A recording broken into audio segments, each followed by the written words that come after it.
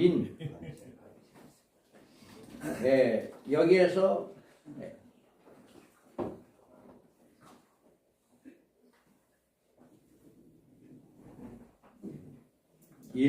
여섯째 일곱 인이 있고, 계시록 이제 여기에서 첫째 인은 흰말입니다. 흰말인데 사명자들이 7장에 있고 10장, 11장, 12장, 14장, 19장, 20장에 첫째 인의 사건이 있습니다. 그리고 두 번째인 붉은 말인데 둘째합니다. 전쟁인데 9장에 있습니다. 그리고 셋째인 붉은 말, 흉년이죠. 흉년에 전쟁에 의해서 이렇게 흉년이 온다라고 하는 9장과 12장에 있습니다. 그 다음에 천생말 적그리스도에 대해서 이렇게 8장과 13장 또 17장 19장에 있습니다. 이와 같이 여섯째 인의 사건이 셋째하로 있게 됩니다. 그래서 계시록 총론은 이제 계시록 6장이다 라고. 그래서 8장에서는 한란 세력이 첫째에서부터 넷째 나팔까지 한란 세력이 있습니다. 그리고 첫째하가 다섯째 나팔입니다. 첫째하는 다섯째 나팔, 둘째하는 유브라데 전쟁, 인구 3분의 1이 죽는 전쟁이 둘째하다. 그리고 여기에서 이제 여섯째 나팔이죠. 나팔론. 그러니까 둘째하가 여섯째 나팔이다 라고 하는 거. 그리고 셋째하는 16장에 나와 있는데 일곱째 나팔이다. 나팔이. 그래서 마지막 심판은 아마겟돈 전쟁에서 마지막 심판이 있게 된다. 16장에서.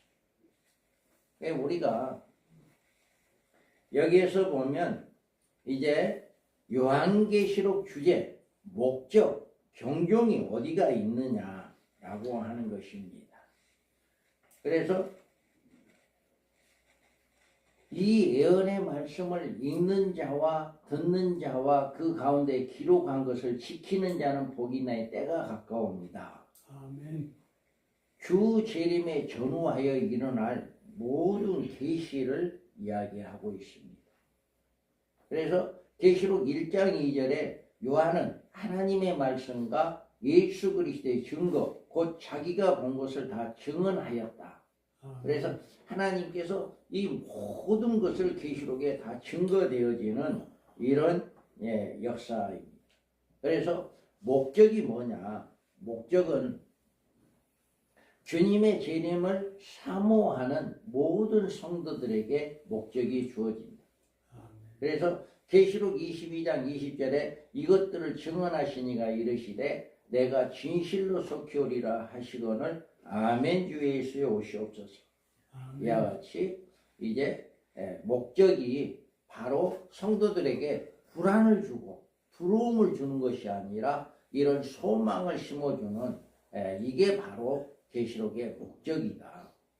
그래서 경종은 인류 종말에 적그리스도로 등장한다. 그래서 그 고난의 연기가 셋으로 올라가리로다. 짐승과 그의 우상에게 경배하고 그의 이름의 표를 받는 자는 누구든지 밤낮 시험을 얻지 못하리라 하더라. 다음에 이와 같이 인류 종말의 마지막에 심판의 역사가 깨어난다. 등장이 해서 이제 고통을 받게 되어지는 이런 일을 하게 된다라고. 자, 여기에서 보면 도표로 살펴본다면 7년 한란의 기간을 산출입니다. 70일에가 시작되어서 예루살렘의 중건령이 나고 메시아가 끊어진 게 69일입니다. 69일에 그 다음에 69일의 이후의 기간이 바로 예수님이 메시아가 끊어지고 지금 우리가 살고 있는 이 시대는 한일의 언약 기간 동안의 장차의 기간이다. 그래서 한일의 언약, 지금 우리가 살고 있는 이 기간은 장차의 기간이다. 그래서 이 기간에 어떤 일들이 일어나냐? 이스라엘의 회복이 되었죠. 그리고 열불의 대두가 일어나는, 앞으로 열불에 일어나는 이런 일들이 이 기간에 일어나게 될 것이다 라고 하는 것입니다. 그래서 여기에서 내가 나의 두 증인의 권세를 주리니 그들이 굵은 베옷을 입고 1260일에 예언하리라. 이와 같이 두 증인의 전 3년반 한일의 언약이 이루어지고 두 증인의 예언 기간이 전 3년 반이다. 그리고 여기에서 후 3년 반에는 대한란인데 적그리스도의 통치 시대이다. 그래서 이제 후 3년 반이 끝나면 70일에가 끝이 되고 주님의 재림과 천년왕국이 이루어진다. 아멘. 그래서 다니엘서 7장 25절에 그가 장차 지극히 높으신 이를 말로 대적하여 또 지극히 높으신 이의 성도를 괴롭게 할 것이며 그가 또 때와 법을 고치고자 할 것이며 성도들은 그의 손에 붙임받아 한 때와 두 때와 반 때를 지내리라. 이와 같이 반드시 후 대한란 기간에 이렇게 적그리스도에 의해서 이런 고통을 받게 되어진다 라고 하는 것을 이야기하고 있습니다. 그래서 다니엘서 9장 27절에도 한번 읽어봅니다. 그가 장사한 사람들과 더불어 한일의 동안의 언약을 굳게 맺고 그가 하비의 전란에 제사와 예물을 금지할 것이며 또 포함하여 가증한 것이 날개를 위하여 설 것이며 또 이미 정한 종말까지 진노와 함께하는 자에게 쏟아지리라 하였느니라 하니라. 아멘. 이와 같이 마지막 때 이런 일들이 일어난다 라고 하는 것을 성경은 이야기하고 있습니다.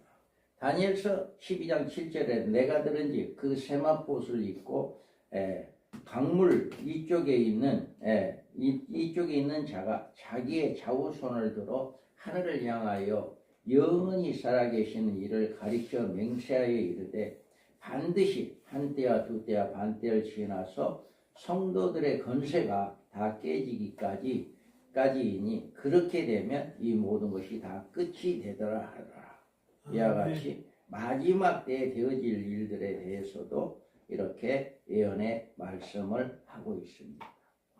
그래서 12장 6절에도 그 여자가 강야로 도망하며 거기서 1260일 동안 양육하기 위하여 하나님이 예비한 곳이 있더라.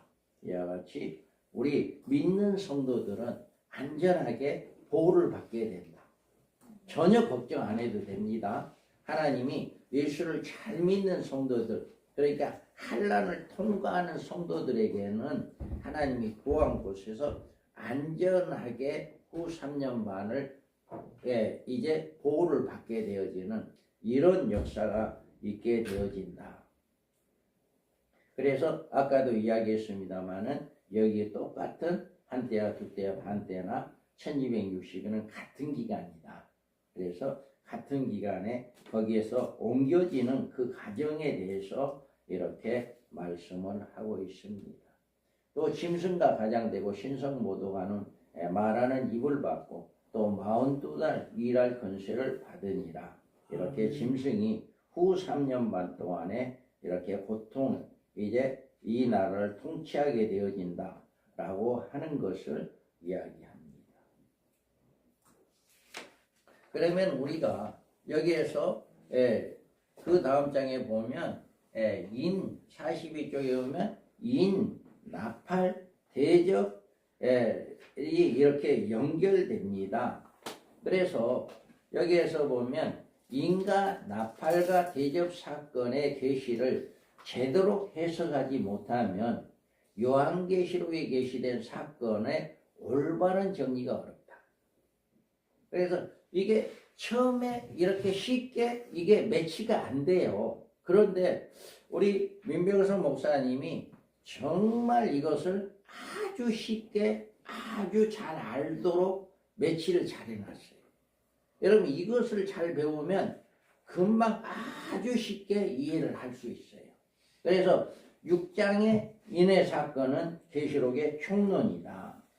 그래서 인 사건 중에 첫째, 둘째, 셋째, 넷째 인은 계시록 전반에 걸쳐 들쑥날쑥하면서 서로 엉켜 있다. 서로 이게 엉켜 있어요. 그래서 특히 여섯째 인은 하나님의 최종 심판의 계시로 일곱째 대접 심판과 맥을 같이 하고 있다. 여섯째 인은 곧 일곱째 대접 심판으로 하나님의 최종 심판의 계시이다.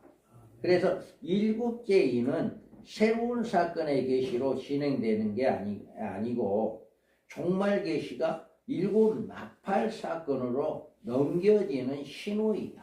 그래서 일곱째 인은 어떤 새로운 것이 뭔가 나타나는 것이 아니라 일곱 나팔로 넘어가는 그런 신호를 이야기하는 거고, 이제 다섯째 나팔, 여섯째 나팔, 일곱째 나팔은 7년 환란 중 세 가지 하로 보여주는 재앙이고, 다섯째는 첫째 하이고, 여섯째 나팔은 둘째 하인데, 일곱째는 셋째 하로 전개되며, 이 셋째 하는 다시 일곱 대접 심판으로 넘어간다.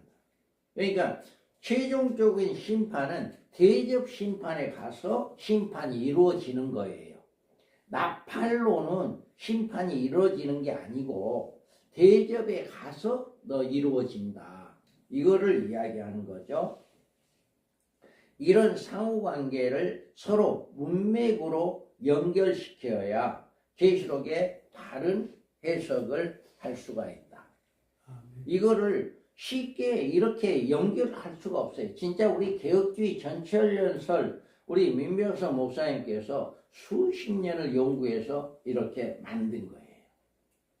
그래서 여기에서 보면 계시록 1장 19절에 장차될 일은 장차 있을 종말적 사건이고 그 기간은 7년 기간이다. 일곱 인은 종말 계시의 총론입니다. 그리고 일곱 나팔은 종말 환란의 진행행위다. 진행되어지는. 앞으로 이제 이런 일들이 되어질 것이라는 진행이고, 그리고 대접은 종말에 있을 최종 심판이다. 그러니까 대접 나팔이 부러져야만이 심판이 이루어진다. 그리고 쇠하는 7년 환란 중에 있을 재앙이다. 그래 여기에서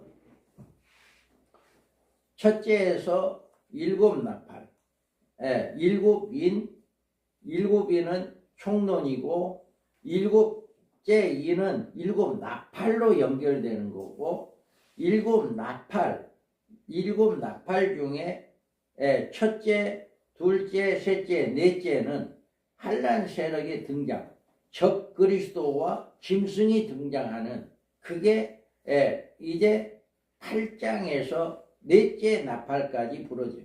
그러니까 적 그리스도가 나오고 짐승이 거짓 선지자가 나오는 것이 바로 이제 나팔이 부러지는 사건이다. 그런데 어떤 분은 어떤 성도가 저에게 전화가 왔는데 목사님, 우리 목사님이 나팔이 이미 부러졌다고 이야기를 하는데 그게 맞습니까? 라고 하는 질문을 하더라고요. 그런데 지금은 나팔이 아직 이 환란 세력이 나오지 않은 이런 단계이기 때문에 나팔이 부러진 게 아니다라고 하는 것을 알 수가 있습니다. 그래서 우리가 여섯째 나팔을, 다섯째 나팔은 첫째 하에 교회를 받은 영적인 환란이 이제 9장에 나오고 여섯째는 둘째 하, 유브라데 전쟁이고 셋째 하는 일곱째 인류 마지막 심판이 일곱 나팔에서 일곱 대접으로 넘어가게 된다. 그래서 일곱인은 이렇게 총론이고 쇠하는 7년 환란 중에 있을 재앙들을 이렇게 이야기하고 있다. 요한계시록에서는 짝을 찾는 일에 철저해야 한다.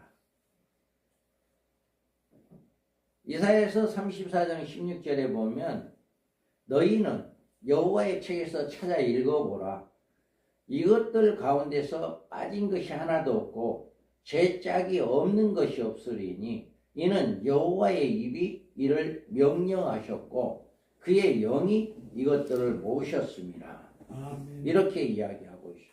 그래서 이 첫째 나팔, 첫째 인, 첫째 하, 첫째 대적 이 모든 것들이 다 짝이 있고 그 짝을 맞추는 이런 일로 인해서 이제 성경이 해석되어지고 풀어진다라고 하는 거죠. 그래서 찾는 짝을 제대로 맞추는 일이 철저하다. 맞춘 짝을 정리하여 배치하는 일도 철저해야 한다. 아주 옛날에 우리 민병훈 목사님이 이 말씀을 할 때 짝을 제대로 맞추는 일을 철저하라 이렇게 할 때 불이 수술을 하다가 불이 꺼졌는데 팔을 다리에 붙이고 다리를 팔에 붙이는 이런 일을 하면 그게 온전한 수술이 아니다. 이런 이야기를 예를 들어서 우스갯소리로 한 적이 있었습니다. 그래서 이 말씀을 들을 때 그 생각이 나는 것 같습니다. 부분적 계시와 종합적 계시를 구별하는 일을 철저해야 한다.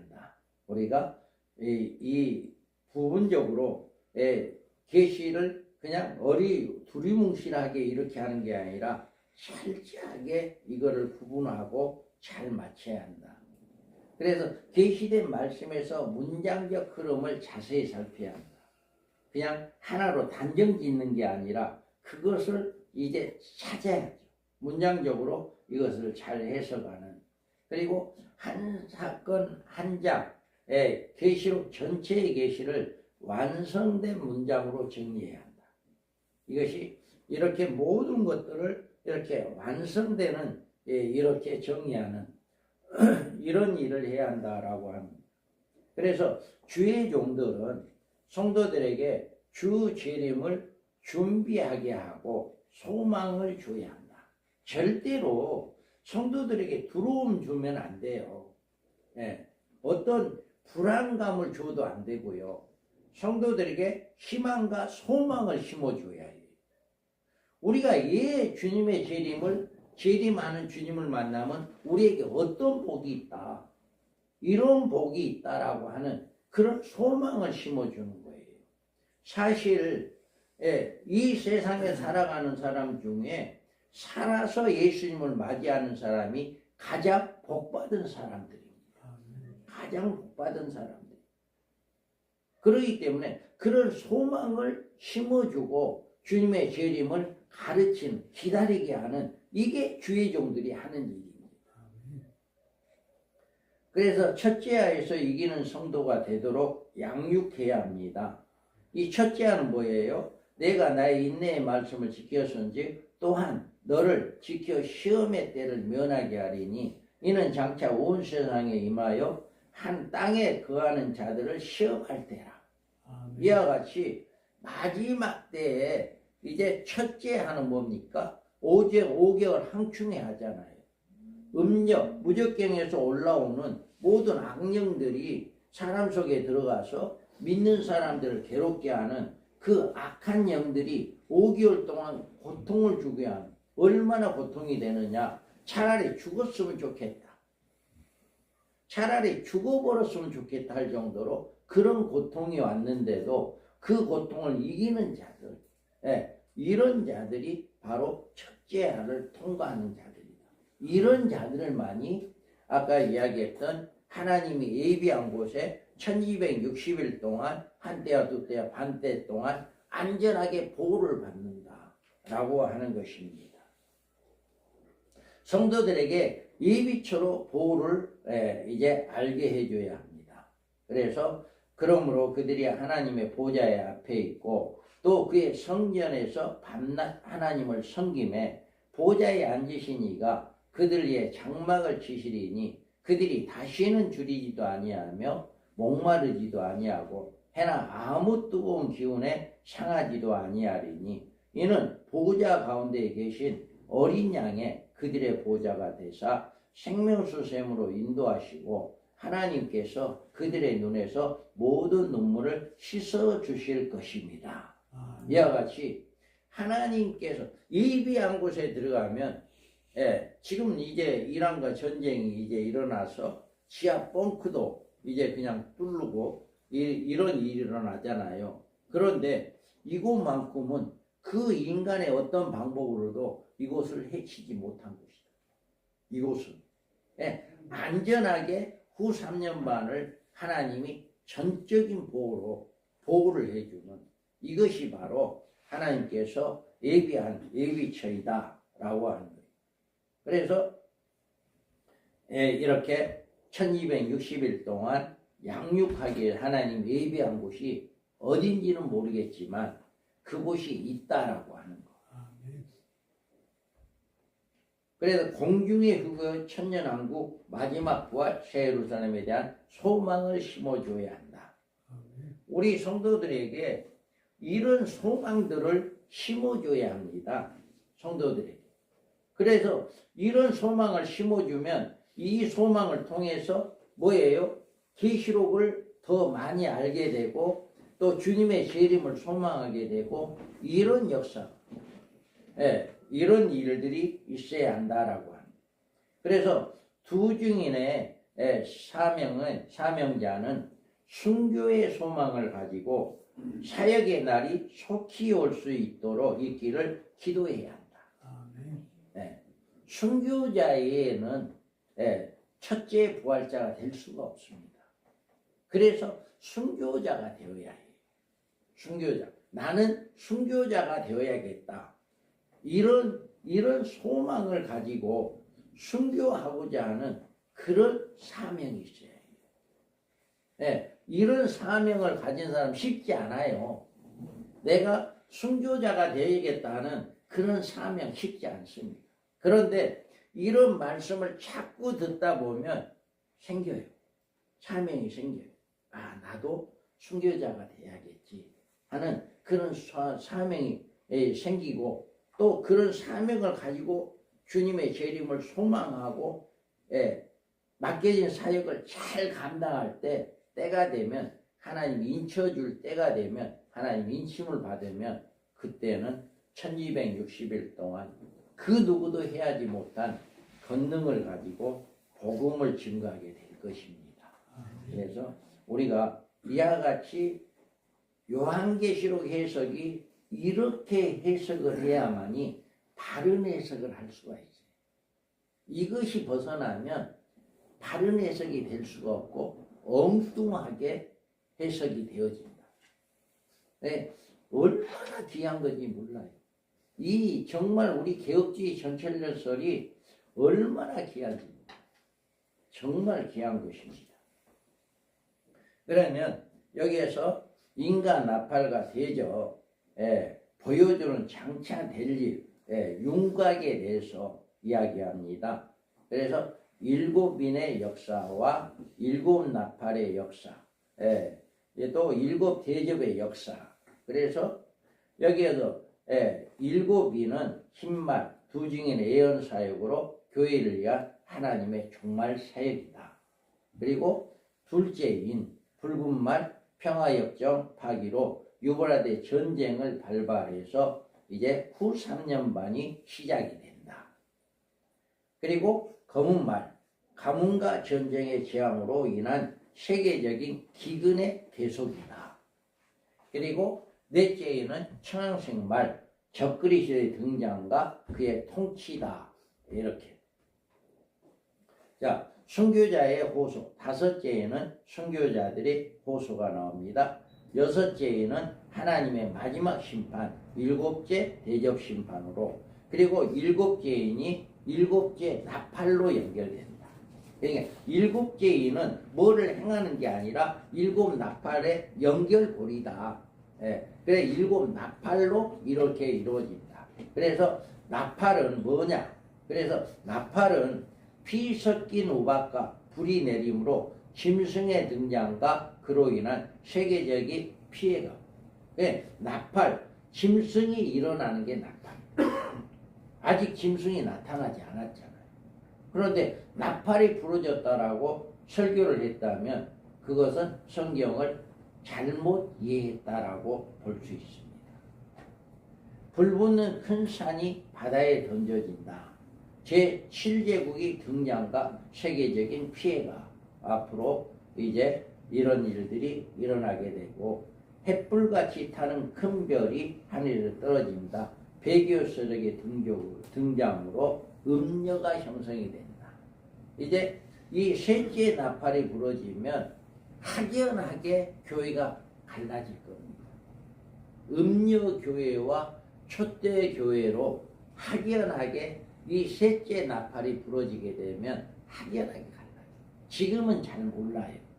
어느 교회가 음녀 교회고 어느 교회가 촛대 교회인가 이거는 잘 모르는데 이 나팔이 부러지게 되면 짐승이 나오게 되고 거짓 선지자가 나오게 되고 이렇게 되면 그때는 이렇게 분명하게 음녀교회 교단이 문제가 아닙니다. 어느 교단이 중요한 게 아니라 교회 개개인 교회들이 음녀교회냐 촛대교회 이때 나팔이 부러지면 지금도 서서히 이것이 이제 분리되어 가고 있어요. 교회 중에 분리되어져 가고 있는데 이때가 되면 확실하게 이제 나타난다. 그래서 해, 달, 별 3분의 1이 인침을 받아 밤낮 3분의 1이 어두워진다. 음녀화된 교회. 이제는 넷째 나팔이 부러질 때는 음녀화 교회들이 주를 이룰 거예요. 이제 촛대 교회는 적어요. 촛대 교회는 적고 음녀 교회는 주 부류를 이루게 되어지는 이런 역사. 그래서 항충이 5달 동안에 입맞지 아니한 사람들을 괴롭게 한다. 그래서 입맞은 사람들은 누굴까요? 첫째 부활자, 입맞은 자. 그런데 입맞지 아니한 사람들을 괴롭게 한다. 성도들을 이야기하는 거죠. 그러니까 이 5째 나팔은 성도들에게만 이 첫째 하가 5개월 동안만 고통을 준다. 그리고 유브라데 6째 나팔에서는 유브라데 전쟁으로 둘째 나팔이죠. 둘째 하죠. 둘째 하로 인구 3분의 1이 죽는 세계 3차 대전이 일어난다. 지금의 이렇게 중동 지역에 일어나는 건 아까 제가 초두에 처음에 이야기할 때 시작에 불과하다. 지금은 시작이기 때문에 전혀 그런 일이 아닌데 이 마지막 때 이런 전쟁이 일어나면 인구 3분의 1이 죽는 둘째 하의 전쟁이 일어나게 된다. 그래서 우리가 여기에서 이제 7 나팔에서 7 대적으로 넘어갑니다. 대적으로 넘어가서 짐승의 표를 받는 자와 우상 숭배하는 자에게 독한 헌대가 그러니까 독한 종기는 후 3년 만에 떨어져도 예수를 믿은 사람들은 안 나요. 그런데 예수를 안 믿는 사람들만 이 온몸에 이렇게 종기가 나는 거죠. 그러면 쉽게 구분이 되겠어요? 안 되겠어요? 얼굴에 그냥 막 상처가 있는 사람과 종기가 하나도 없는 사람과 쉽게 구분이 되는 거죠. 그러면 이것이 뭘로 증명이 돼? 저 사람은 뭐예요? 육륜이표를 받지 않은 사람이구나. 육륜이표를 받은 사람이구나 하는 것이 쉽게 구분이 되는 거죠. 그렇게 되면 이 후 3년 만에 들어가서 짐승은 누구를 상대해요? 육륜표를 받은 사람들은 자기들의 이제 백성이기 때문에 전혀 해가 없는 거예요. 그런데 누구를 색출해요? 표를 받지 않는 사람들을 색출하는 거예요. 그래서 어떻게 해서라도 표를 받게 만드는 이런 일을 하게 되는데 아주 쉽게 드러나는 거예요. 표 안 받은 사람들이. 그러니까 그런 사람들을 데려다가 야, 너 표 받아라 하는 강력. 그러고 그때 가서는 죽일 수가 있고. 그러니까 전 3년 반에는 표를 안 받는다고 해서 전 3년 반에도 6.6표가 나옵니다. 짐승이 나온과 동시에 6.6표는 나옵니다. 그런데 그때는 강제적으로 야, 너 표 안 받으면 죽여라고 죽일 수가 없어요. 전 3년 반 동안에는 안 죽습니다. 예, 죽지 말게 했기 때문에 하나님이 죽이지 못하게 했기 때문에 전 3년 반 동안에는 안 죽습니다. 표 안 받는다고 해도 절대 안 죽어요. 고통은 있어도. 그런데 후 3년 반에 가서는 그때는 죽어요.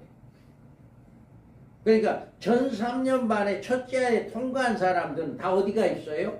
예비처라고 하는 그곳에 다 들어가요. 진실한 성도들은 후 3년 만에 안 떨어지는 거예요.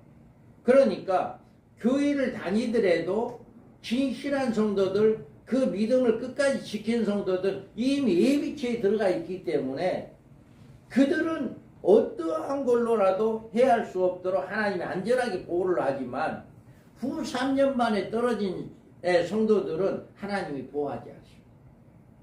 후 3년 만에 떨어졌기 때문에. 그래서 그때는 죽임을 당할 수 있다라고. 이 표를 받지 않는 사람들에게 죽임을 당하는데 그것을 식별하기 위한 방법. 종기가 있는 사람들은 표를 받은 사람들, 종기가 없는 사람은 표 안 받은 사람. 이게 바로 첫째 대접이에요. 첫째 대접에는 이것이 있고요.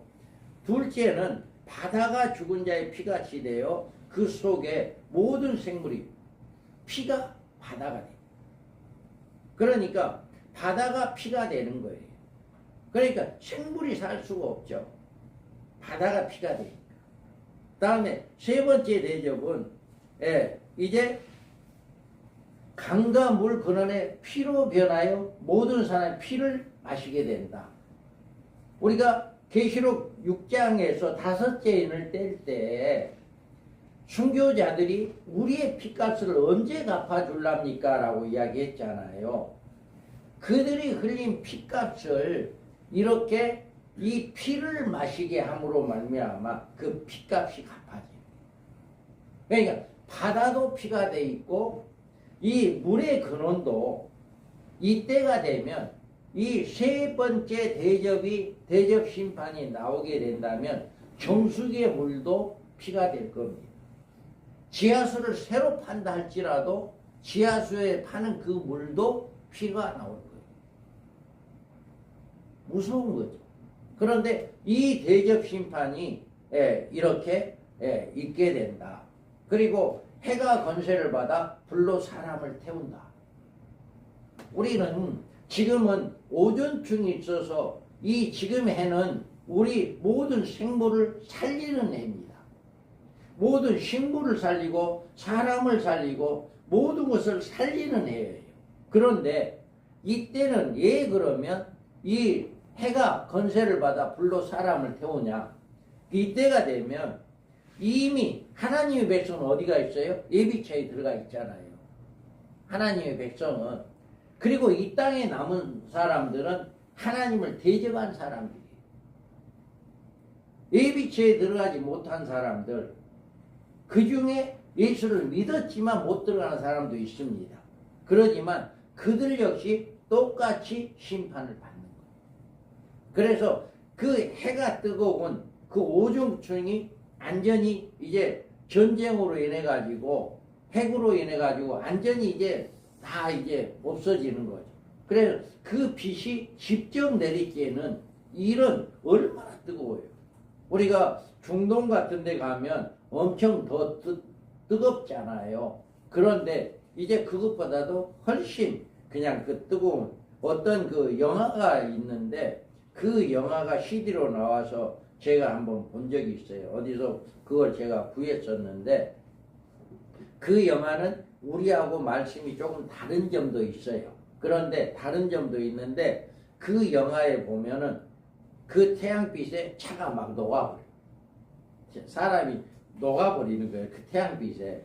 예, 그런 이런 부분에 대해서는 대접 심판 넷째 대접 심판에 차가 막 녹아버리는 이런 부분은 좀 성경적으로 잘 됐다. 그런데 조금 몇 가지 다른 부분들이 있더라고요.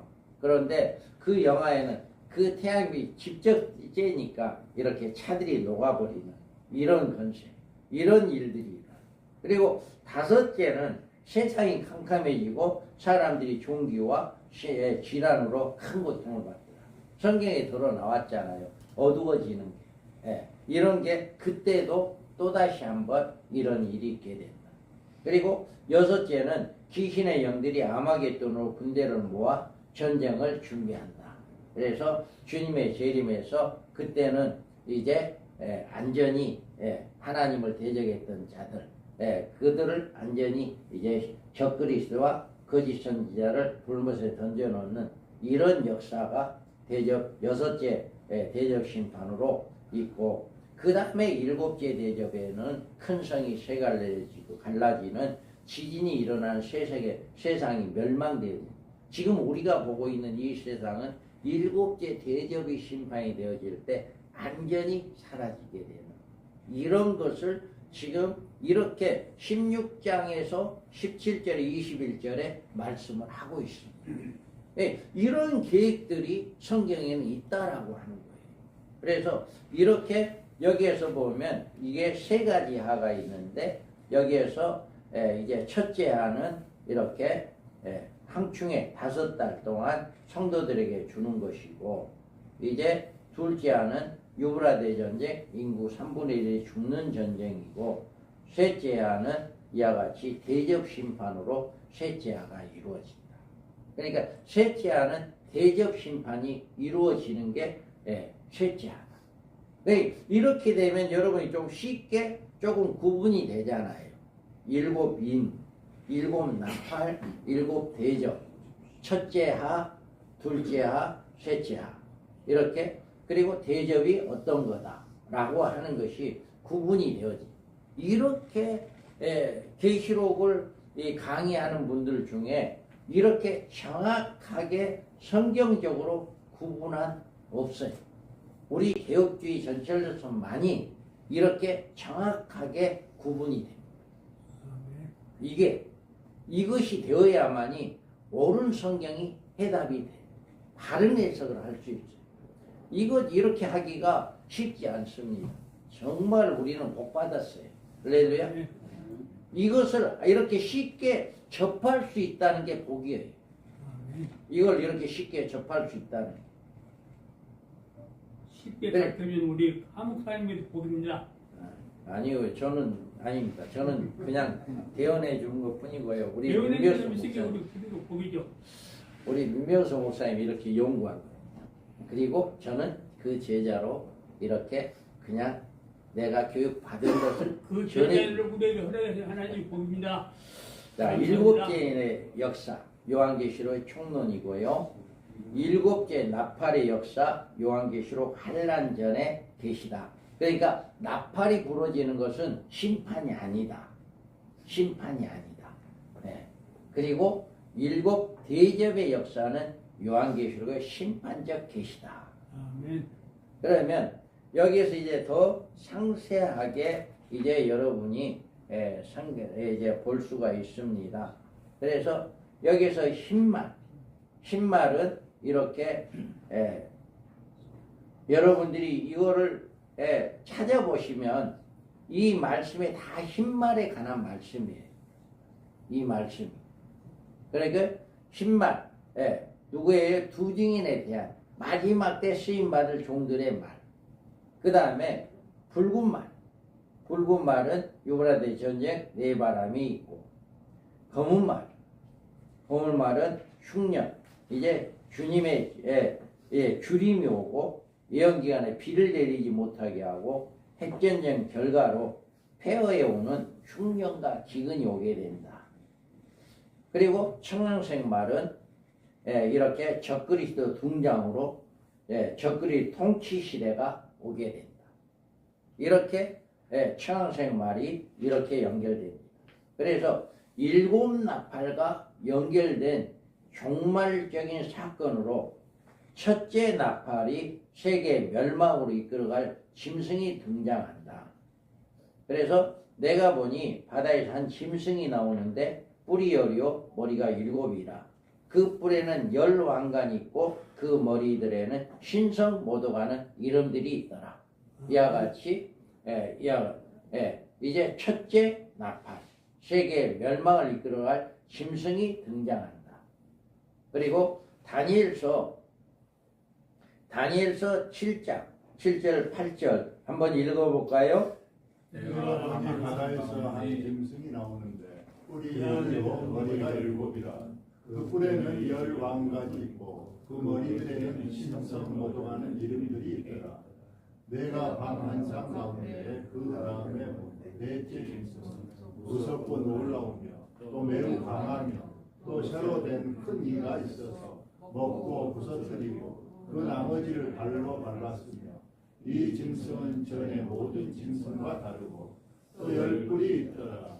내가 그 뿔을 유심히 보는 중에 다른 작은 뿔이 그 사이에서 나더니 10번째 뿔 중에 셋이 그 앞에서 뿌리까지 뽑혔으며 이 작은 뿔에는 사람의 눈 같은 눈들이 있고 또 입이 있어 큰 말을 하였더라. 아멘. 이와 같이 이제 앞으로 10뿔이 있고 그 뿔에 또 유스님의 그 뿔 중에서 이제 또 한 뿔이 나와서 이제 그 뿔이 세 뿔을 잡고 이제 나머지 6뿔을 장악하는 이런 일이 있거든요. 그래서 앞으로 중동 지역에 10개국의 어떤 형성이 일어날 거고 10개국의 어떤 형성이 일어나면 그 중에서 가장 작은 그 그룹 중에 한 그룹의 왕이 초대 왕이 누군가에 의해서 죽임을 당합니다. 그리고 그 자에 의해서 그가 이제 새 나라를 장악해 버려요. 그리고 나머지 그렇게 되니까 이제 나머지 6나라도 이제 그 사람에게 굴복하게 되어지는 이게 바로 그 사람이 바로 적그리스도가 됩니다. 이런 일들이 앞으로 일어나게 될 것입니다. 그래서 둘째 나팔은 제7교국 10뿔의 연합국이 등장한다. 그래서 내가 보던 10뿔은 10왕이니 아직 나라를 얻지 못하였으나 다만 짐승과 더불어 임금처럼 한동안 건세를 받으리라. 그들이 한 뜻을 가지고 자기의 능력과 건세에 짐승해 주라. 앞으로 전 세계적으로 중동 10뿔이 형성되고 그로 인해서 이제 적그리스도가 힘을 얻고 이제 활동을 하게 된다. 셋째 나팔 큰 성 바벨론이 배교 세력이 음료화된다. 그 여자가 자줏빛과 붉은빛 옷을 입고 금과 보석과 진주로 꾸미고 손에 금잔을 가졌는데 가증한 물건과 그의 음행에 더러운 것들이 가득하더라. 그의 이마에 이름이 기록되었을 때 비밀이라 큰 바벨론이라 땅의 음녀들과 가증한 것들이 엄이라 하였더라. 이와 같이 큰 성 바벨론이 이제는 배도가 되어지는 이런 역사가 일어납니다. 음녀의 사상이 등장되어집니다. 그래서 여기에서 넷째 나팔 영적 흑암으로 온 세계가 귀신의 초소가 된다. 힘찬 음성으로 외쳐 이르되 무너졌도다 무너졌다 큰 성 바벨론이여 귀신의 초소와 각종 더러운 영이 모이는 곳과 각종 더럽고 가증한 새들이 모이는 곳이 되었다. 아멘. 앞으로 모든 거의 모든 교회들이 음녀화되어지는 이렇게 되어진다라고 하는 것. 넷째 나팔이 되어지면 이런 결과가 나오게 될 것입니다. 앞으로 교회가 다 교회가 아니에요. 그래서 이렇게 바꿔지는 이런 역사. 다섯째는 첫째 하로 교회에 대한 핍박이다. 한번 읽어볼까요? 그들의 땅의 뿌리나 푸른 것이나 각종 무리하지 말고 오직 이마에 하나님의 인식을 받지 아니한 사람들만 하여라 하시더라. 그러나 그들을 죽이는 것까지 하시고 나설까지 괴롭게 하시되 그 괴롭게 함은 전갈이 사람을 속에 괴롭게 함과 같더라. 그날에는 사람들이 죽기를 원하여도 죽지 못하고 죽고 싶으나 죽음이 그를 피하리로다. 아멘. 여기에서 이 말씀을 보면 첫째 아가 얼마나 믿는 사람들에게 고통을 주고 있다라고 하는 거예요. 얼마나 아프면 차라리 죽어버렸으면 좋겠다. 이런 심정이 됐겠어요. 여기에서 보면 그날에 사람들이 죽기를 구하여도 죽지 못하고 죽고 싶으나 죽음이 그들을 피하리로다. 이렇게 그 5개월 동안의 그 고통이 얼마나 심하는지 그 심한 고통을 참다 못해서 차라리 죽어버렸으면 좋겠다 하지만 죽지는 않아. 이런 일이 바로 다섯째 나팔. 이게 바로 이거는 성도들에게만 있는 일이에요. 그러니까 우리 성도들이 이때 믿음을 잘 지켜야 해. 이때. 그래서 이거를 성도들에게 가르쳐줘요. 이거를 앞으로 다섯째 나팔이 부러질 때 이런 일들이 있게 될 것이다. 그러나 절대로 죽지 않는다. 우리는 하나님이 감당한 시험만 준다 했잖아요. 우리가 감당할 수 있도록만 해주는 거예요. 그래서 그 기간에 딱 통과되면 하나님이 예비한 곳에 들어가는 이런 자들이 돼요. 그래서 여섯째 나팔은 둘째 하로 그러고 난 다음에 이들이 첫째 하를 통과한 자들이 하나님 예비처에 들어간과 동시에 이 땅에는 알곡이 없는 거예요. 진짜 성도가 없는 거예요. 쭉정이가 있는 거죠. 예수 믿는다 하지만. 그래서 심판이 불로 전쟁 인구 3분의 1이 죽는 전쟁이 동시에 일어나 옮겨지고 그 다음에 바로 전쟁으로 인구 3분의 1이 죽는 이런 일. 그러니까 온전한 믿음을 가지고 첫째 알을 통과한 사람은 절대로 안전하다. 어떠한 전쟁이 일어난다 할지라도 안전하다라고 하는 것을 보여주고 있습니다. 그래서 일곱째 나팔은 셋째 일곱 대적으로 이제 큰 성이 세 갈래로 갈라지고 만국의 성들도 무너지니 큰 성 바벨론이 하나님 앞에 기어가신 바 되어 그의 맹렬한 진노의 포도주를 받음에 각 섬도 없어지고 산악도 간데 없더라. 또 무게가 한 달란트나 되는 큰 우박이 하늘로부터 사람들에게 내림에 사람들이 그 우박의 재앙 때문에 하나님을 비방하니 그 재앙이 심히 큼이더라. 이와 같이 그때는 우리가 살고 있는 이 지구 자체가 완전히 이제 일곱 대접의 심판 때 이루어진다. 그래서 첫째부터 넷째 나팔은 7년 환란을 이끌어갈 세력이고 그리고 다섯째부터 일곱째는 환란 중에 일어날 세 가지 하가 바로 있게 된다. 그래서 여기에서 보면 우리는 이제 흰말 등장이 있습니다. 흰말은 여기에서 내가 보면 어린 양 7 중에 7인 중에 하나가 떼는데 그때 내가 들으니 내 생물 중에 하나가 우레소리같이 말하되 오라 하기로 내가 이에 보니 흰말이 있는데 그 탄자가 활을 가졌고 멸류관을 받고 나가서 이기고 또 이기게 하더라. 아멘. 이와 같이 흰말이 있어요. 그래서 이 흰말은 누구냐? 왜 흰말이 나와야 하냐? 왜 흰말이 나와야 하냐? 이것은 계시록의 심판에 앞서 성도들을 그 심판에서 구원하시기 위한 하나님의 계시다. 왜 흰말이 와야 하냐라고. 성도들을 먼저 구원하기 위해서 먼저 흰말이 나온다. 그리고 주 여호와께서는 자기의 비밀을 그 종 선지자들에게 보이지 아니하고는 결코 행하심이로다. 그래서 반드시 모든 하나님의 사역, 모든 일은 하나님께서 먼저 누구에게 보내줘요? 종들에게 보여주어서 그 종들로 인해서 백성들에게, 성도들에게 가르치라고 하기 위해서 먼저 신말이 나왔다. 그래서 짐승이 한 일의 언약을 맺기 전에 하나님의 종말의 사명자를 준비시키신다.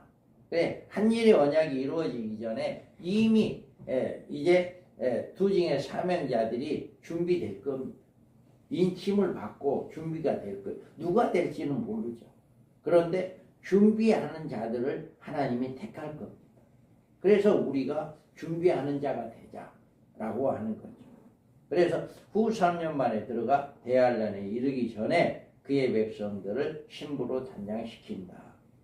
두 증인의 예언사역은 성도들로 짐승의 통치에서 이기게 하시는 승리적인 사역이다. 우리를 승리하는 이런 사역이다. 그래서 계시록 6장의 네 말은 종말에 있을 환란 사건의 주축이 되어 이제 활동한다. 이와 같이 우리는 이런 일을 하게 됩니다. 그래서 두 증인의 예언이 한 일의 언약과 동시에 시작되면 종말의 징조로 보이신 것이다. 그러니까 어느 날 한 일의 언약이 이루어지고 어느 날 그 동시에 두 증인이 활동합니다. 그러면 이게 한 일의 언약입니다. 이것을 우리는 알 수가 있게 됩니다. 첫째인 계시록에 이제 신말과 연결이 되어 있다. 그래서 신말을 탔다라고 하는 것은 하늘에 있는 군대, 희고 깨끗한 쇠마포를 입고 백마를 타고 그를 따른다 하는 흰색은 사탄의 이장이 아니다라고 이야기합니다. 그리고 면류관을 썼다. 그가 받은 면류관은 스테파노스로 생명의 면류관이다. 그러나 예수님의 안간인 디아테마타를 쓰셨다.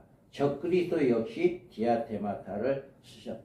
그래서 우리는 여기에서 면류관이 다 똑같은 면류관이 아니다.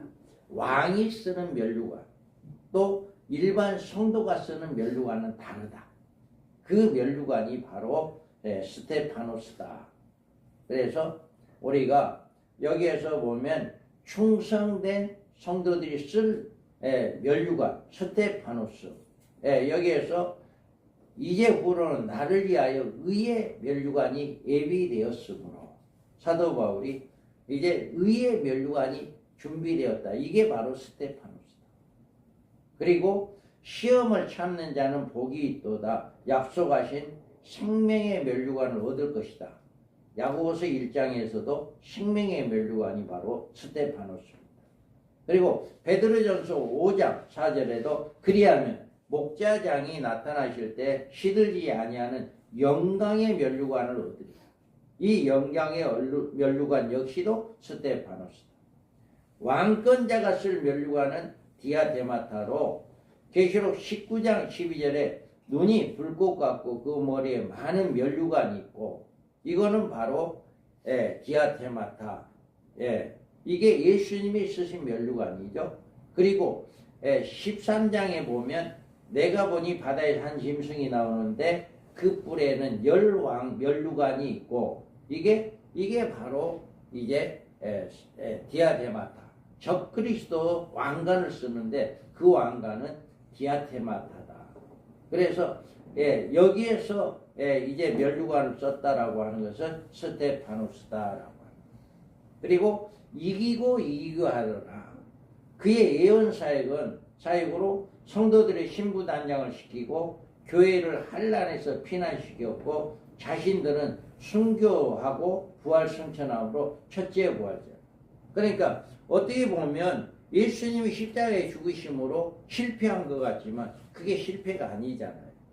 이 첫째 부활자들도 순교하니까 이들이 죽은 것 같고 실패한 것 같지만 또 부활을 해서 이제 이기니까 이기고 이기게 하더라 하는 이런 이래서 흰말인 첫째에는 흰말이 등장되었다. 그래서 흰말의 사명자로 사명자로 진실하고 충성된 하나님의 종들이 작은 두루마리를 받아먹고 소명을 받은 자들이다. 이들이 10장에서 예언 소명을 받고 7장에서 우리 하나님의 종들로 인침을 받아 성령의 권능을 받고 11장의 두 증인의 종말의 예언 사역을 이룬다. 그래서 이렇게 7장에서 인침을 받습니다. 그리고 종말 사역을 1260일 동안 이루었다. 그래서 이들이 14만 4천 명의 하늘의 군대들이고 이들은 주님의 재림시 하늘 군대로 내려와 아마겟돈에서 철장 건세로 적그리스도의 군대와 싸운다. 이들이 천년왕국의 왕권자가 된다 라고 이야기합니다. 자, 그러면 둘째인입니다. 둘째는 붉은 말이에요. 여기에서 붉은 말은 둘째인을 떼실 때 내가 들으니 둘째 생물이 말하되 오라 하더라. 이에 붉은 다른 말이 나오더라. 그 탄자가 허락을 받아 땅에서 화평을 제하여 버리며 서로 죽이게 하고 또 큰 칼을 받았더라. 여기에서 붉은 말의 배경은 유브라데의 결바가 네 천사를 놓아주라는 명령과 함께 그 연월 일시에 발생하는 이 전쟁이 세계에 항폐화시키는 이런 전쟁이 됩니다. 그래서 그 탄자가 허락을 받아 땅에서 화평을 제한다. 이 말은 유브라데의 결과가 네 천사 4대 열강 이제 일으키는 핵전쟁을 이야기해요. 동시다발로 이제 핵전쟁이 일어나서 동시다발로 이런 한일의 언약에 파괴되는 전쟁이 발생합니다. 그래서 이 전쟁이 인류 최후의 핵전쟁인 유브라데 전쟁이에요. 이 전쟁으로 세계는 폐화되고 세계적인 기근이 오고 인류의 3분의 1이 죽게 된다. 이때 둘째인을 뗄 때 이 전쟁은 후 3년 만에 초반에 일어나며 이 전쟁의 결과 적그리스도가 세계의 지배권을 가지고 42달간 통치하게 된다. 온 세계가 이렇게 멸망하게 되고 이제는 먹을 것도 별로 없고 이렇게 되니까 통치 시대가 되는 거죠. 교회는 이미 예비처에 피난한 후에 일어나며 후 3년 만에 떨어진 사람들이 이 전쟁의 피해자가 된다. 밀어난 처녀들과 세상 사람들, 육적 유대인들이 이런 대상이 된다. 그래서 대한란에 떨어진 여자의 남은 자손이 이 전쟁 중에 회개하게 된다. 그래서 계시록 11장에 보면 그 시에 큰 지진이 나서 성 10분의 1이 무너지고 지진에 죽은 사람이 7천이라 그 남은 자들이 들어와요 영광을 하늘에 하나님께 돌리더라. 이와 같이 그때야 두 증인들이 외치는데도 그들은 별로 그냥 관심을 가지고 않고 그렇게 있다가 이제 두 증인이 어느 날 갑자기 없어져 버리는 거예요. 후유가 이제 예비처에 들어가서 휴거가 아닙니다. 이건 휴거가 아니에요. 하나님 예비한 곳에 들어가서 그곳에 안전하게 보호를 받는데 그러고 나니까 두 증인들이 그렇게 외쳤던 말이 이거였구나. 그때야 깨닫게 되는 거예요. 그래서 후 3년 만에 떨어져서 이제 믿음을 지키는 그런 자들 어떻게 해서라도 용림표를 받지 아니하고 우상 숭배하지 아니하고 그때까지 후 3년 반 동안 그 전쟁이 일어나도 죽지 아니하고 그 적그리스도의 통치 시대에도 어떻게 해서라도 살아난다면 휴거가 됩니다. 공중의 휴거의 대상이 되는 거예요. 그런데 힘들어요. 거기에서 살아남기란 그렇게 쉽지 않을 겁니다. 그래서 이렇게 둘째는 전쟁이다. 셋째는 6장 검은 말입니다. 그래서 이 검은 말이 의미하는 건 전쟁의 폐허로우는 흉년과 기근입니다. 그래서 검은 말 탄자가 가진 것은 저울. 그가 한 데나리온에 밀 한 대요, 한 데나리온 보리석대라고 외친 세계적인 흉년과 기근이 지금 지금 이제 인도 이제 이란하고 이스라엘 전쟁에서 기근이 온 세계가 비상이잖아요. 배가 운행이 안 돼 버립니다. 배가 운행이 안 되니까 온 세상이 비상이 되잖아. 그런데 그때는 세계 대전이 일어난 거죠. 세계 대전이 일어나고 그렇게 되니까 이거 말할 수가 없는 그런 기근이 오게 된 동기는 두 증인의 예언과 둘째아로 인한 재앙에 때문입니다.